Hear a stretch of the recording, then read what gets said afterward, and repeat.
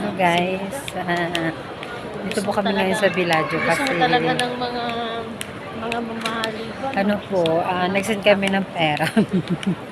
Wala na naman pong natira. Assalamualaikum Pilipinas na naman ito. Pero masaya naman kami kahit papano kasi napapasaya kayo namin. Di ba guys? Napapasaya natin yung mga pamilya natin sa Pinas.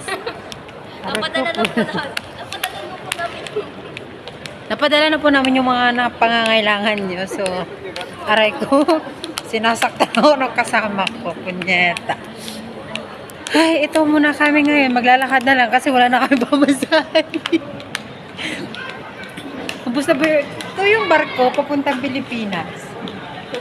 Naglalakad lang po kami kasi wala na Tapos kami. madadatnan mo buong bagyo. Lahat ng bagyo masasalubong mo gamit Oh, may ng bangka kinukwento niya. si mama. Kailangan natin pakinggan ito.